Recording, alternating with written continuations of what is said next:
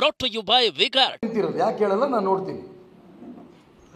ದೊಡ್ಡಣ್ಣ ಭಾಳ ತಪ್ಪು ಮಾಡ್ತಿದ್ದಾನೆ, ದಾರಿ ತಪ್ಪು ಹೋಗ್ತಾ ಇದ್ದಾನೆ. ದಾರಿ ತಪ್ಪು ಹೋಗ್ತಾ ಇರೋದು ದೊಡ್ಡಣ್ಣಗೆ ನೀವು ರಿಪೇರಿ ಮಾಡೋಕ್ಕೆ ನಿಮ್ಮ ಕೈಲಿ ಆಗಿಲ್ಲ, ನಾನು ರಿಪೇರಿ ಮಾಡ್ತೀನಿ ಅಂತ ನಿಂತಿದ್ದೇನೆ.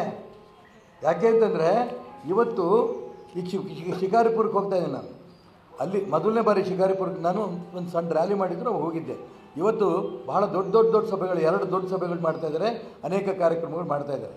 ಯಾಕೆ ದೊಡ್ಡ ಸಭೆ ಆಗ್ತಾ ಇದೆ ಶಿಕಾರಿಪುರದಂಥ ಕ್ಷೇತ್ರದಲ್ಲಿ? 60,000 ಲೀಡ್ ತೊಗೊಂಡಿದ್ದು ಯಾಕೆ 10,000ಕ್ಕೆ ಬಂದು ಇಳೀತು? ಇದನ್ನು ಯಡಿಯೂರಪ್ಪನವ್ರು ಯೋಚನೆ ಮಾಡ್ಬೇಕು ತಾನೆ. ಎಷ್ಟು ದುಡ್ಡು ಸುರಿದ್ರು? 224 ಕ್ಷೇತ್ರದಲ್ಲಿ ಶಿಕಾರಿಪುರದಲ್ಲಿ ಸುರಿದಷ್ಟು ಕೋಟಿಗಟ್ಟಲೆ ಹಣ ಇನ್ನೆಲ್ಲೂ ಸುರಿದಿಲ್ಲ. ಆದರೂ ಕೂಡ ಹೊಂದಾಣಿಕೆ ರಾಜಕಾರಣ ಮಾಡಿಕೊಂಡ್ರೂ ಕೂಡ ಬರೀ 10,000ಕ್ಕೆ ಇಳೀತು. ನನಗೂ ಆಶ್ಚರ್ಯ ಆಯ್ತು, ಯಾಕೆ ಯಾಕೆ ಯಾಕೆ ಅಂತ. ಈಗ ನಮ್ಮ ಕಾರ್ಯಕರ್ತರು ಶಿಕಾರಿಪುರ ಸುಟ್ಕೊಂಡ್ಬಂದರೆ ಅವ್ರ ಮೇಲಿರೋಂಥ ಜನರ ಆಕ್ರೋಶ, ಮಹಿಳೆಯರ ಶಾಪ ಈ ಚುನಾವಣೆಯಲ್ಲಿ ಕಾಣುತ್ತೆ. ರಾಘವೇಂದ್ರ ಈ ಚುನಾವಣೆ ಸೋಲೋದಕ್ಕೆ ಕಾರಣ ಜನರು ಅವ್ರ ಮೇಲೆ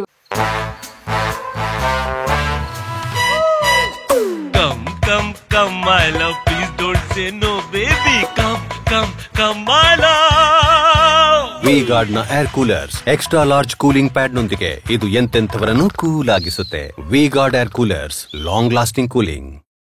ಆಕ್ರೋಶ, ಅವರಪ್ಪ ದಾರಿ ತಪ್ಪಿರೋದು, ಮಹಿಳೆಯರ ಶಾಪ, ಇದರಿಂದ ಈ ಲೋಕಸಭಾ ಚುನಾವಣೆಯಲ್ಲಿ ಅವ್ರ ಮಗ ಸೋಲ್ತಾರೆ, ನಾನು ಗೆಲ್ತೇನೆ. ಜೊತೆಗೆ ಇಡೀ ಕರ್ನಾಟಕ ರಾಜ್ಯದ ಸರಿಯಾದ ಚಿತ್ರ ನೀವೆಲ್ಲರೂ ಹಿರಿಯ ಪತ್ರಕರ್ತರು ನೀವೆಲ್ಲ ಕೇಳ್ತಿದ್ದೀರಲ್ಲ, ಅದ್ರ ಪ್ರಕಾರ ಕೇಂದ್ರದವರು ಕರ್ನಾಟಕ ರಾಜಕಾರಣದ ಬಗ್ಗೆ ಹೆಚ್ಚು ಗಮನ ಕೊಡ್ತಾರೆ. ಈ ವಿಶ್ವಾಸ ನನಗಿದೆ.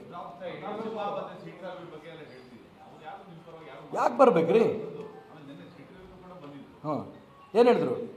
ಒಬ್ಬರಾರು ನನ್ನ ಬಗ್ಗೆ ಮಾತಾಡಿದಾರ? ನನ್ನ ವಿರುದ್ಧ ಇದ್ದಿದ್ರೆ CT ರವಿ ಹಿಂದುತ್ವದ ಬಗ್ಗೆ ಮಾತಾಡಿದ್ರು, ಹಿಂದುತ್ವದ ನಾಯಕ, ತುಂಬ ಸಂತೋಷ ಆಯಿತು. ಬಸವರಾಜ ಬೊಮ್ಮಾಯಿ ಮಾತಾಡಿದ್ರ? ಯಡಿಯೂರಪ್ಪನವ್ರು ನೀವು ಹೋಗಿ ಹಿಡಿದ್ರೆ ನಿಮ್ಮದು ಯಾವುದೋ ಒಂದು TV ಏನಂತೀರಿ ಇದನ್ನು, ಇದೇನಂತ ಕರಿತೀರಿ ಇದನ್ನು? ಮೈಕು. ಇದನ್ನು ಕಟ್ಟಾಗಂಗೆ ಡೋರ್ ಹಾಕ್ಕೊಂಡ್ರು ತಾನೆ. ಅವ್ರಿಗೆ ತಾಕತ್ತಿದ್ದಿದ್ರೆ ಪತ್ರಕರ್ತರ ಪ್ರಶ್ನೆಗೆ ಉತ್ತರ ಕೊಡಬೇಕಿತ್ತು. ಯಾಕೆ ಉತ್ತರ ಕೊಡಲಿಲ್ಲ? ಅವ್ರಿಗೆ ಉತ್ತರ ಕೊಡೋಂಥ ನೈತಿಕತೆ ಇಲ್ಲ. ಇಲ್ಲಿ ಬಂದು ವಿಜೇಂದ್ರ ಯಾಕೆ ನಾಮಪತ್ರ ಸಲ್ಲಿಸಕ್ಕೆ ಬರಲಿಲ್ಲ? ಇಲ್ಲಿ ಬಂದು ಪತ್ರಕರ್ತರು ಕೇಳೋಂಥ ಪ್ರಶ್ನೆಗಳು ಉತ್ತರ ಕೊಡೋಕ್ಕೆ ತಯಾರಿಲ್ಲ. ನಾನು ದಿನಾ ಪತ್ರಿಕೆಗಳು ಕರಿತೀನಿ. ಯಾಕೆ? ನೈತಿಕ ಸ್ಥೈರ್ಯ, ನಾನು ಮಾಡ್ತಾರಂಥ ಸಿದ್ಧಾಂತ ಸರಿ ಇದೆ, ಇದನ್ನು ಇಡೀ ರಾಜ್ಯ ಜನ ಮುಂದೆ ಇಡಬೇಕು ಅಂತ ಪತ್ರಿಕಾಗೋಷ್ಠಿಯಲ್ಲಿ ಇಲ್ಲಿರ್ಬೋದು, ನೆನೆ ಬೈಂದೂರು ಇರ್ಬೋದು, ಶಿಕಾರಿಪುರ ಇರ್ಬೋದು, ಎಲ್ಲ ಕಡೆಯೂ ಪತ್ರಿಕಾಗೋಷ್ಠಿ ಯಾಕೆ ಕರಿತಾ ಇದ್ದೀನಿ ಅಂದರೆ, ಭಾರತೀಯ ಜನತಾ ಪಾರ್ಟಿಯ ಸಿದ್ಧಾಂತವನ್ನು ರಾಜ್ಯದ ದೇಶ ಜನ ಒಪ್ಪಿದ್ದಾರೆ. ಒಂದು ಕುಟುಂಬ ಹಾಳು ಮಾಡ್ತಾ ಇದೆ, ಅಪ್ಪ ಮಕ್ಕಳು ಹಾಳು ಮಾಡ್ತಾ ಇದ್ದಾರೆ, ಹೆಣ್ಮಕ್ಳಿಗೆ ಅನ್ಯಾಯ ಆಗ್ತಾ ಇದೆ, ಜನರು ಆಕ್ರೋಶ ಇದ್ದಾರೆ.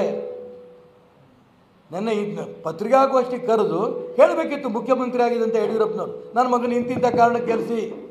ನೀವು ಪ್ರಶ್ನೆ ನಾನು ಕೇಳಿದ್ದೆಲ್ಲ ಪ್ರಶ್ನೆ ನೀವು ಅವ್ರು ಕೇಳ್ತಿದ್ರಿ, ಏನು ಉತ್ತರ ಕೊಡ್ತಾರೆ?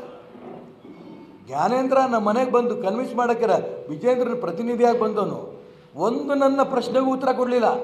ನೀವು ಮಾಡ್ತಿರೋದೆಲ್ಲ ಸರಿ ಇದೆ, ನೀವು ವಿಚಾರ ಎಲ್ಲ ಸರಿ, ಆದರೂ ನಿಂತ್ಕೋಬಾರ್ದು.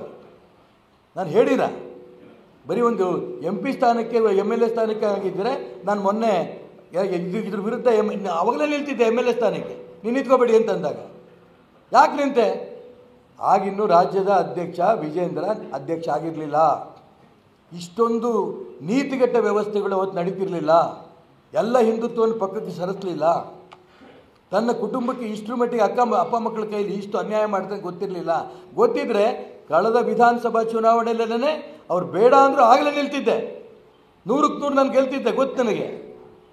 ಆದರೆ ಪಕ್ಷನಿಷ್ಠೆ, ಸಿದ್ಧಾಂತ ಇದಕ್ಕೆ ಮಣಿದು ನಾನು ಕಳೆದ ವಿಧಾನಸಭಾ ಚುನಾವಣೆಯಲ್ಲಿ ನಾನು ನಿಲ್ಲಿಲ್ಲ, ಸೂಚನೆಗೆ ಬೆಲೆ ಕೊಟ್ಟೆ.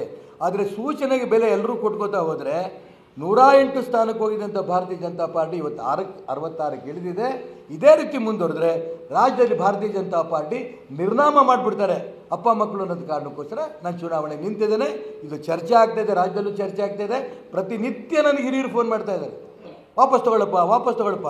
ನಾನು ಅವ್ರು ವಾಪಸ್ ಹೇಳ್ತಾ ಇದ್ದೇನೆ, ನಾನು ಯಾಕೆ ನಿಂತಿದ್ದೀನಿ ನೀವು ಅರ್ಥ ಮಾಡ್ಕೋತಿಲ್ಲ ಅಂತ. ಹೌದಪ್ಪ, ನಾವು ಸರಿ ಮಾಡ್ತೀವಿ, ವಾಪಸ್ ತಗೋ. ನನಗೆ ಚುನಾವಣೆಯಲ್ಲಿ ಇಡೀ ರಾಜ್ಯದಲ್ಲಿ ದೇಶದಲ್ಲಿ ಚರ್ಚೆ ಆಗಬೇಕು. ಅನೇಕರು ಹೇಳ್ತಾರೆ ಸೋಲು ಗೆಲುವು ಮುಖ್ಯ ಅಲ್ಲ, ಗೆಲುವೇ ಮುಖ್ಯ, ಗೆಲ್ತೀನಿ ನಾನು. Brought to you by Vigard.